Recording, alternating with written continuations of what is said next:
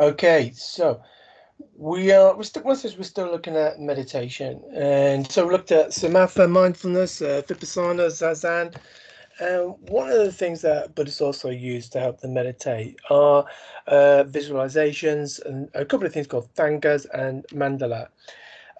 So first of all, what is a visualization, and how does that differ really from looking at objects in samatha meditation? So, like it says here in the book, it's particularly common in Tibetan Buddhism. It is practiced in other Mahayana traditions, mainly Mahayana traditions, because they have bodhisattvas.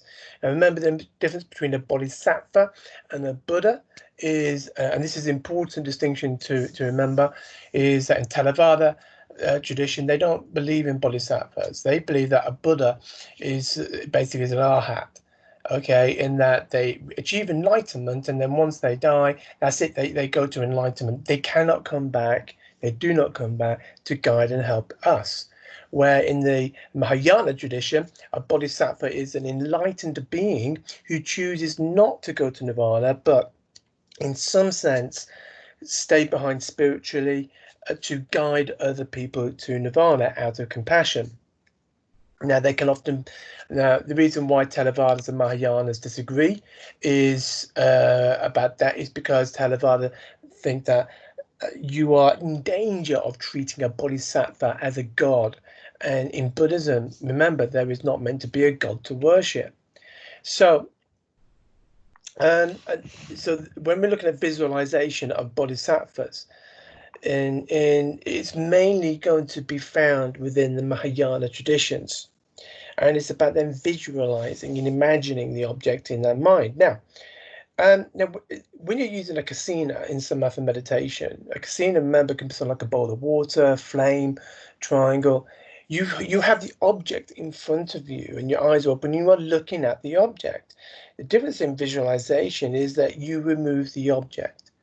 So you might start off with an object in front of you or a picture in front of you that you want to visualize, but then literally is remove the object, either close your eyes and you are imagining, visualizing the object, the image in your mind in as much detail as you possibly can. And you spend your time focusing, concentrating on all the tiny intricacies of that particular object, of the bodhisattva, and and imagine all the qualities and characteristics of that bodhisattva. And so they're trying to hold that detailed image, detailed picture in their mind as long as possible. And they do this for it's called deity visualization, bodhisattva's visualization. You can see why Thelavadas would disagree when you start calling it deity. Remember, they don't believe in God. But Tibetans believe in bodhisattvas. Tibetan Buddhists believe in bodhisattvas. So they'll visualize a deity when they meditate. So it's not just really looking. So they on the right there, you have an image of a deity, of a bodhisattva, the medicine Buddha. And it's not focusing on what the medicine Buddha actually looks like. There's lots of different images of the medicine Buddha, but it's on the characteristics of the medicine Buddha. And there's a couple of other really famous ones there. You've got, pardon my pronunciations, I can't say pronunciation properly. Avalokiteshvara, one about compassion. He's about the bodhisattva about compassion, and then Buddha Amitabha, who is the Buddha who's in charge of Pure Land. And if you remember Pure Land in the previous lessons that we looked at, is that if you chant the Amitabha Buddha and you are able to convince him to allow you to be in Pure Land, then it's almost like a guaranteed route to Nirvana. And so it's not about focusing on what they physically look like, it's about their characteristics. So if you are focusing on the medicine, but it's about the characteristics, about reducing suffering, increasing your own healing powers. If it's Avalokiteshvara, it's about compassion. Are you a compassionate person? It's about what can I do to become more compassionate? And in one sense, it's essentially all it is you demystify it. Because meditation can seem quite mysterious at times, but just to demystify it, all you were doing is like you take on the characteristics of the people that you spend time with. So if you spend time with kind, loving people, then you're more likely to become kind and loving because you are doing the same things that your friends are doing.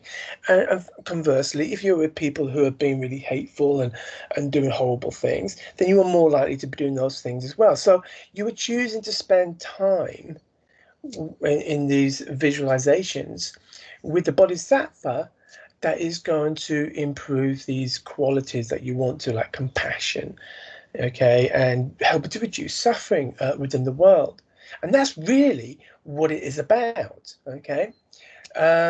So what they also do is that they use thangas and mandalas. So and they use these patterns and these paintings to help them visualize a deity or visualize concepts. Okay, and so I've got a couple of here thangas, and you can search this on the internet for yourself.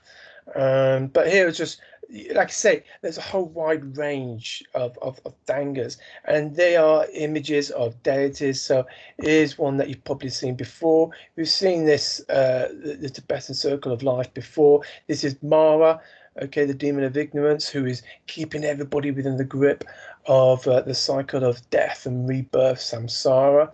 Okay, so there's an awful lot there. You've got the six realms, you got the three poisons in the middle, and there's an awful lot there for you to be able to focus on and look at and sort of think, okay, and visualize and thinking, okay, where am I in my life at this moment in time? Okay, and what can I do to improve it? Okay, and as you can see, there are lots and lots of different types of thangas. Okay, so it's very creative, very imaginative, and like I said, they're all very different as well. So it's not just that there are some commonalities there, but they are very different. So it's not about what they physically look like, it's about the characteristics that they represent. Now, mandalas are not pictures like that. They are the images like this. These are incredibly beautiful, incredibly intricate, and they will spend, you just look at the intricacy in there, and so the colors will represent stuff, the circles and the geometric patterns enable them to meditate and visualize. Here's another nice one. Okay, and this one I think is done out of sand, so it's done on the floor, and this is sand. I think this is all sand. Very famously, they're done in sand. So if we look at in the book here you got a Buddhist monk creating this incredibly intricate mandala out of sand, and it can take weeks to do this, because as you have just seen, the complexity, the perfection within all of that, and the actual creating the mandala is almost an act of meditation as well. But what did they do with it when they finished all of that? I mean, I think if that was me and you doing it, I'd take pictures of it. I'd want to keep it. I want to do what I could to show lots of other people. But once they finished with it, they brush it away. And so why do you think they brush it away? So hopefully you begin to be able to answer that question yourself. They spent weeks making something, and then when they finished, they actually just brush it away. It's because it helps you meditate, but what you want to be able to avoid is attachment, and actually brushing it away helps them to focus on the impermanence in life. So even something as perfect as that and as beautiful as that, okay, is impermanent. So you're not really to keep that as a piece of art, because then you're going to become attached to it.